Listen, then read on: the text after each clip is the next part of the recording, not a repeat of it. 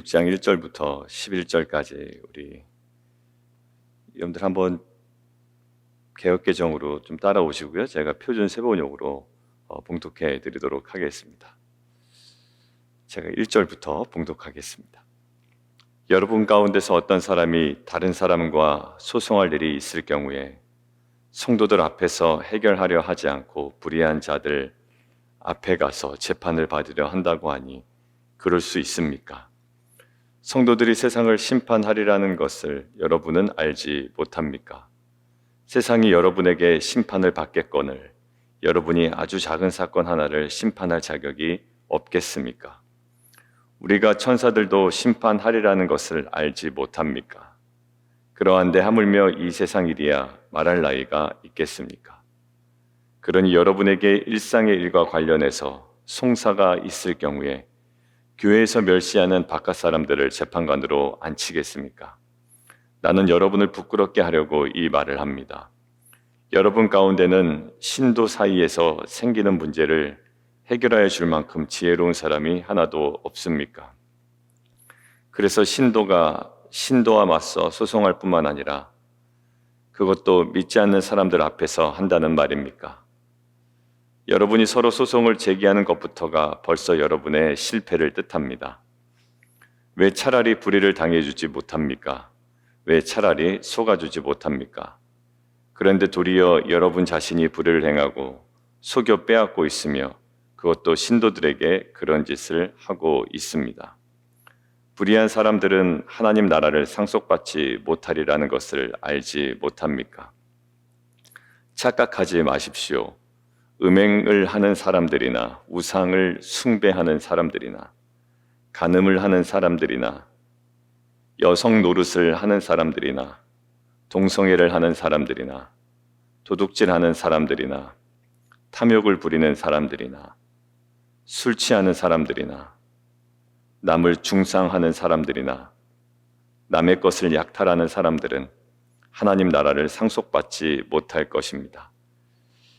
여러분 가운데 이런 사람들이 더러 있었습니다. 그러나 여러분은 주 예수 그리스도의 이름과 우리 하나님의 성령으로 씻겨지고 거룩하게 되고 의롭게 되었습니다. 아멘. 지금 현재의 수많은 재판들이 또 교회 내 분쟁과 또 소송의 것으로 아마 많이 올라가 있을 겁니다. 지금의 상황으로 이해해도 충분하지만 그 당시 1세기의 상황이 어떠한지 잠시 좀 확인해보고 우리가 이 본문을 이해하는 것은 도움이 될 거라고 생각이 됩니다. 1세기 사회에서는요, 지금과 나는 2000년 전이죠. 2000년 전에는 지도층 인사들 사이에 그런 관행들이 있었고 습관들이 있었습니다. 어떤 관행들과 습관이 있었나? 어떤 행위를 할 때 의도가 있죠. 그것을 통해서 내가 얻으려는 어떠한 목적이 있습니다. 비즈니스를 하려고 해도 비즈니스를 통해서 이윤을 얻으려고 하는 것이고, 또 직장 가운데 내가 어떤 일을 해도 직장 가운데 내가 어떤 일을 기여하거나 아니면 내가 원하는 바를 또 달성하고자 합니다. 이들이 소송을 하는 이유는요, 단순히 이기기 위해서 소송을 한다기보다, 물론 그것이 1차적인 목적이겠죠. 그런데 지도층 인사 사이에서 소송을 한다.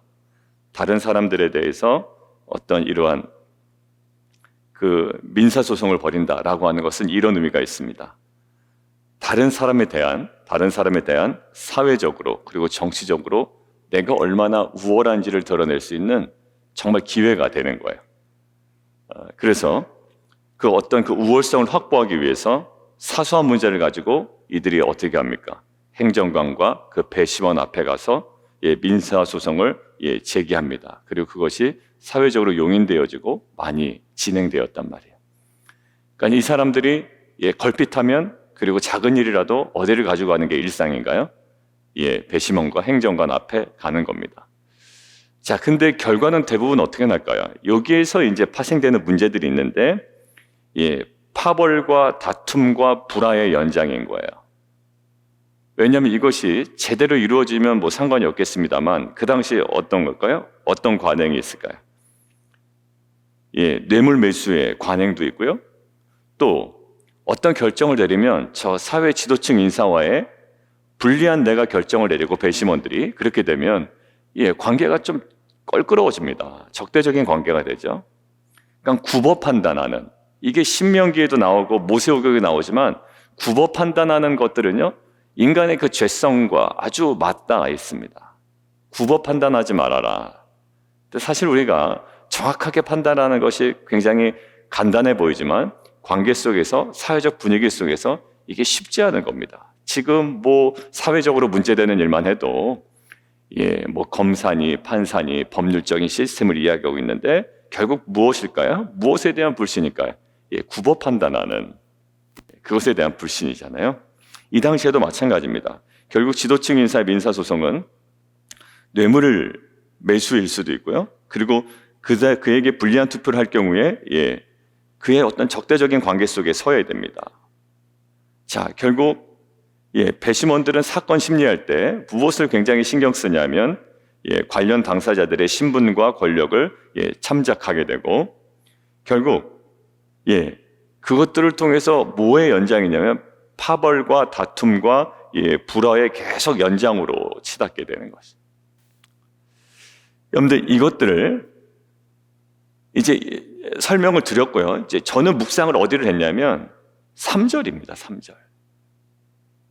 우리가 천사를 판단할 것을 너희가 알지 못하느냐. 이 부분 밑줄을 그어놨고요. 11절에 우리 하나님의 성령 안에서 씻음과 거룩함과 의롭다 하심을 받았느니라. 그냥 우리가 교회적으로 적용할 수 있겠죠. 우리가 뭐 어떠한 우리가 뭐 법정까지 갈 문제도 사실 없고요. 지금 교회 내에. 그런데 이것들을 묵상하는데 우리가 뭐 지금 당장 법정에 소송하거나 성도 간에 분쟁이 생기거나 이런 것이 없단 말이에요. 앞으로 그렇게 하자, 뭐 이렇게 하는 것도 사실 맞습니다. 그렇게 딱 정하고 가는 것도 좋죠. 그런데 지금 저에게 두 가지 와닿던 건 첫 번째는 그거예요. 천사를 판단할 것을 너희가 알지 못하느냐. 사도 바울이 지금 세상으로 이것들을 끌고 가는 그들에게 그러지 마라. 너희 안에 이것을 판단할 만한 지혜 있는 자가 이렇게 없느냐라고 이야기하면서 그것에 대한 근거로 무엇을 얘기합니까?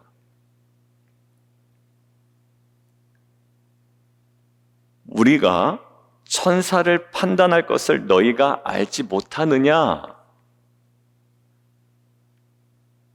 알았더라면, 정확히 안다면 이러기 때문에 라고 이야기하는 거예요. 이것을 가지고 이야기하죠.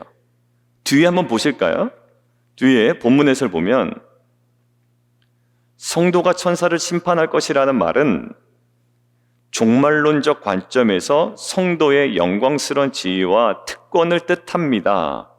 성도는 높은 위치에서 세상을 다스릴 겁니다. 자, 사도 바울이 어느 부분을 강조하면서 지금 이것을 세상 법정으로 끌고 가지 말고 지금 너희 안에 충분히 할 수 있잖아 라고 이야기합니까? 성도 안에 있는 정체성이에요. 그러니까 너희가 누구인지를 똑바로 알아먹으라 라는 거죠. 종말론적 관점에서 성도들이 갖게 될 영광스러운 지위와 특권이 있단 말이에요. 왜 그 권위를 사용하지 않느냐라는 거예요. 왜 그 권위를 미리 사용하지 않느냐라는 거예요. 저는 이것이 오늘 저에게는 굉장히 도전이 되었습니다. 지금 사도 바울을 통해서 하나님께서 얘기하시는 것은 너희가 그렇게 영광스러운 특권과 지위가 있는 자인데 왜 그 권위를 미리 지금 오늘 사용하지 않느냐라는 말이에요. 우리의 특권이 뭡니까? 마지막 때에 우리를 정말 영광스러운 하늘의 보좌 앞에 우리를 서게 할 거라고요. 여러분들, 그것은요 놀라운 특권입니다. 우리가 몇 년 후에 저의 신분이 드러나서 정말 세계의 놀라운 그 재벌이라든지 아니면 정말 정치적으로 유명한 사람이 사실 저의 아버지였다, 만약에 고아로 살다가 말이죠, 나중에 그 영광스러운 특권이 저에게 주어질 겁니다. 지금은 이제 절차상에 있지만 나중엔 결국 나의 신분이 누구인지, 내가 가지고 있는 숨겨진 어떤 나의 특권과 영광이 무엇인지 드러나게 될 겁니다 라고 할 때, 그게 법적인 절차가 다 마치지 않았지만 이미 그렇게 될 것을 확신하는 자는 어떻게 살아갈까요? 내가 갖게 될 그 특권과 지위와 영광스러움을 가지고 아직 해결되지 않은 오늘을 살아갈 거라고요. 그러니까 사도 바울은 그것을 이야기합니다. 너 지금 너희가 어떤 존재인 줄 알아?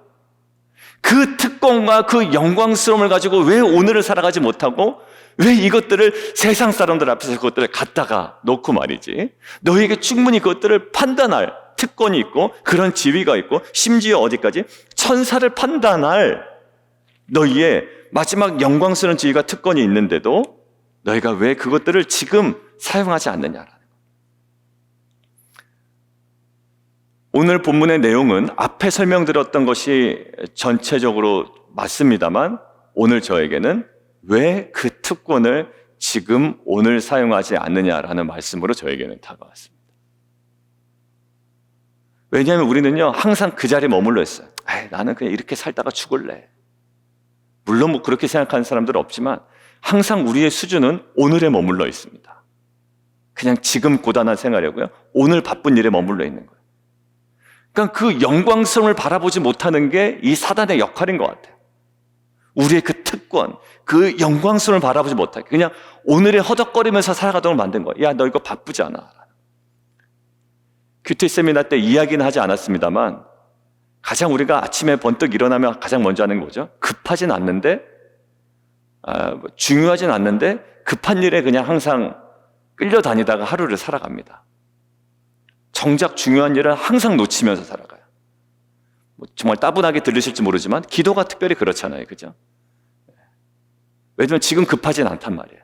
그러니까 항상 우선순위에 밀리게 되고 주님과의 그 교제도 그렇고요. 근데 중요하진 않은데 급한 일에 계속 끌려다니게 되죠. 근데 내가 정말로 그 영광스러운 비전을 우리가 바라본다면 그 비전이 어떻게 됩니까? 결국 야, 내가 그것들을 감당한다고? 우리 교회가 그것들을 감당해야 된다고? 그럴 때 어떻게? 그 비전이 사실 오늘 나를 형성해 가기 시작하거든요. 여러분들 꿈이 있는 아이들은요, 오늘에 머물러 있지 않아요. 걔는요, 그 꿈을 가지고 오늘을 살아가더라고요. 그렇지. 내가 분명히 그렇게 될 거야, 라는 거예요. 근데요, 그것은 자기 확신일 수가 있잖아요. 근데 이것들을 명백하게 천사를 나중에 판단할 것을 너희가 알지 못하냐. 이것들은 명백하게 우리에게 주어질 거라고요. 근데 그 영광을 가지고 왜 오늘 공동체에서 이것들을 섬기거나 사역하거나 헌신하거나 살아가지 못하느냐라는 거예요. 여러분들 그게 이제 11절에 이어져 있는데요. 11절에 보면 우리 하나님의 성령 안에서 씻음과 거룩함과 의롭다 하심을 받았느니라. 앞에 있는 거 보면 불의한 자가 하나님 나라를 유업으로 받지 못할 줄을 알지 못하느냐. 미혹을 받지 몰라 음행하는 자나 우상 숭배하는 자나 간음하는 자나 탐색하는 자나 남색하는 자나 도적이나 탐욕을 부리는 자나 술 취하는 자나 모욕하는 자나 속여 빼앗은 자들. 뭐 많이 나오죠. 하나님 나라를 유업으로 받지 못하리라.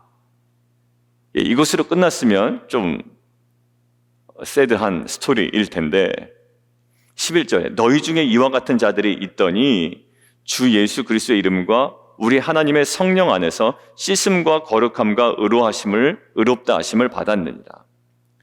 여러분들 여기서 이렇게 학자들이 얘기합니다. 정체성을 변화시키는 최절정 신학의 마무리로 내린다라는 거 11절이. 정체성을 변화시키는 최절정의 신학적 마무리. 정체성을 변화시키는 것은요, 우리 안에 내가 가지고 있는 것에 있지 않아요.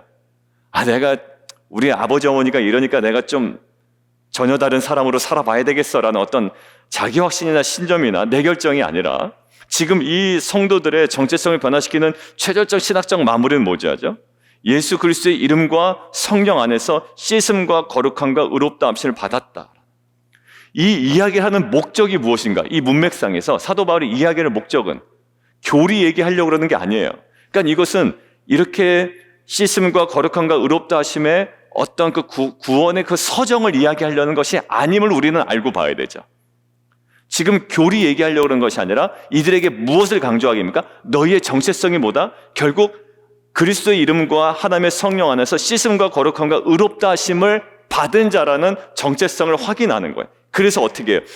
옛 정체성과 이전의 관원으로 돌아가려는 이 고린도 교인의 습성을 철저하게 딱 막아서게 하려는 사도 바울의 권면이라는 거예요. 옛 정체성으로 돌아갑니다. 마치 이스라엘 백성으로 얘기하면 어디로 돌아가려고 그러죠? 애굽으로 돌아가려고 할 때 무엇을 생각나게 하십니까? 하나님께서 너희를 어떻게 부르셨는데 라고 이야기하잖아요. 그리고 하나님께서 노예된 그 애굽 땅에서 우리를 끌어내셨다라고 강조하죠. 마찬가지로 애굽으로 돌아가려는, 그리고 이전의 관역으로 돌아가는 고린도 교회 성도들의 모든 습성을 막는 가장 확실한 방법이 뭐였냐면 그들의 정체성이었어요. 자, 오늘 저는 3절과 11절 두 가지가 났습니다. 모든 불의, 9절 불의한 자하고 불의한 자에 대한 설명이 있죠. 우리 안에는 이런 항목이 없을 가능성이 너무 많습니다. 그렇지만 우리 안에 있는 불의, 옛 정체성과 이전의 관행으로 돌아가려는, 옛날의 내 모습으로 돌아가려는 그런 어떤 우리의 유혹 앞에 오늘 사도 바울을 통해서 하나님께서 말씀하시는 것들은요, 3절과 11절에 이렇게 얘기합니다. 너에게 주어진 영광스러움이 뭔데? 그 특권이 뭔데? 그 지위가 뭔데? 그 권위가 뭔데? 왜 그것들대로 살아가지 않으며 왜 그것들을 지금 사용하고 그것들을 너희가 활용하지 않느냐라는. 사실 우리 안에 무기력은 뭘까요? 나한테 힘이 없어서 사실 그렇게 살아가는 거거든요. 그럴 힘도 없고, 그럴 만한 기쁨도 없고, 그럴 만한 어떤 동기부여도 없고, 사실 다 그래서 살아가는 거거든요. 그래서 기도한들, 내가 그냥 내게 주어진 일이나 그냥 눈에 보이는 일이나 잘하지, 이렇게 살아갑니다. 정말 무기력한 기독교인들처럼 살아가는 거예요. 근데 뭘까? 이것들을 깨우는 방법은 단 한 가지밖에 없더라고요. 그냥 우리 교회도 그냥 이 정도로만 그냥 하죠. 막 꼭 성장시킬 필요 없습니까? 성장시킬 필요는 없죠. 사역도 그냥 이 정도. 아이들 사역도 그렇고 모든 것들도 이 정도. 근데 그 모든 것들을 관행을 깨고 옛 것에 머물러 있고 이전의 방으로 돌아가려는 모든 것들을 가로막고 그냥 이것도 그냥 세상 법정에서 그냥 해결하고 라고 하는 모든, 그냥 어떻게 보면 그냥 안주해버릴 수 있는 것들을 깰 수 있는 단 한 가지는 뭐냐면 우리에게 주어질, 그리고 반드시 주어질 그 영광스러움과 지위와 특권과 이 권위를 다시 한번 깨닫게 된 거예요. 총체적으로 뭐라고요? 우리에게 있는 그 정체성. 이것들이 깨달아지는 순간 우리 안에 있는 그냥 일어나고 방치해 놓았던 것들이 나의 사역의 범주 속에 들어올 거예요. 여러분들, 기도의 범주가 늘어나지 않을 때, 제가 기도가 자꾸 이렇게 확장되지 않을 때 보면 내 안에 있는 사명이 사라지고 내 안에 있는 분명한 어떤 확신이 사라질 때요, 기도가 항상 내 바운더리 안에만 머물러 있더라고요. 근데 그 영광스러운 비전이 딱 내게 들어오는 순간 이제는요, 분량의 문제가 아니라 그 기도의 영역이 계속 확장되는 걸 느꼈어요. 여러분들, 우리 안에 고린도 교회 성도들 향해서 단순히 오늘 그냥 불의를 당한 것을 참아라 라는 게 아니고, 저는 어디요? 그것들을 동기부여하는 그 성도들에게 허락된 그 영광스러움과 특권과 그 놀라운 지혜를 다시금 상기시키는 그 하나님의 그 마음을 깨닫게 됩니다. 오늘 우리가 하나님 관계 속에서 들어가셔서 하나님, 제가 놓치고 있었던 3절과 11절은 무엇입니까? 왜? 이것들을 놓치고 있기 때문에 기쁨도 사라지고 특별히 열정도 사라지고 어떤 그 마음에 그 무슨 또 다른 동기부여가 내게 없을까라고 하지만 사실 이것으로 충분하거든요. 우리 안에 하나님 그 관계 속에 내게 주어진 영광스러움을 다시 한번 회복하게 하시고 그것으로 인해 하나님께서 걸어가시기를 원하는, 주님께서 원하시는 그 길을 또 다시 한번 믿음으로 걸어가는 공동체 되기를 원합니다. 우리 함께 기도하며 나아가도록 하겠습니다. 신앙생활할 때 제가 가장 힘들고 시간을 많이 들이고 그 다음에 예민하게 반응한 것은요, 제 안에 루틴을 깨는 거더라고요. 또 요번에 그 큐티 세미나 하면서도 많이 느꼈고 큰 저항을 받게 된 내면에 내 루틴을 깨는 거예요. 왜? 내 루틴 속에 죄성이 딱 있더라고요. 딱 보여요. 내가 바꾸지 못하는 내 생활의 루틴 속에 죄성이 덕지덕지 붙어 있는 거예요. 근데 그 루틴을 깨지 아니하고서는 하나님과의 관계를 그냥 쑥 들어갈 수가 없는 거예요. 내 루틴 속에, 그러니까 부작위, 행하지 않는 루틴이나 어떤 불필요한 것에 내가 집중하고 있는 그 루틴이나 어떤 것이든 간에 그것은 여전히 나의 연약함을 드러내고 나의 어떤 죄성을 드러내죠. 그런데 결국 이 모든 것들을 깰 때 결심은 안 하겠으며 노력은 안 하겠습니까? 근데 우리의 생각을 정말 근원적으로 바꿀, 우리의 정말 근원적 정체성. 그러니까 베드로전서에도 얘기하잖아. 너희는 택한 족속이다. 왕 같은 제사장이다. 이것이 언제 선포된 거냐면 가장 고통스러울 때, 고난받고 핍박받는 성도들에게 무엇을 깨우칩니까? 그들의 정체성을 깨우쳐요. 이게 회복이 안 되면 안 돼. 계속 그 루틴에 머물러 있는 거예요. 안타까워요. 옆에서 볼 때도 안타깝니다. 그 루틴에서 벗어나지 못할 때 제 자신도 그렇고 우리의 자녀의 모습도 그렇고 우리가 함께 좀 기도하면 좋겠습니다. 하나님, 우리 안에 있는 그 여전히 우리 안에 있는 그냥 걸핏하면 세상 법정으로 끌고 가고 그 불의를 당하기보다는 오히려 불의를 행하며 속임을 당하기보다 속이는 우리 안에 있는 그 루틴을 깰 수 있는 우리에게 주어진 그 영광스러움과 지위와 특권과 이 권리를, 영적 권리를 우리가 깨닫고 그 정체성에 대한 분명한 확신으로 오늘을 살아가는 귀한 공동체가 되게 도와주십시오. 오늘 함께 좀 기도하며 나아가도록 하겠습니다. 기도하겠습니다.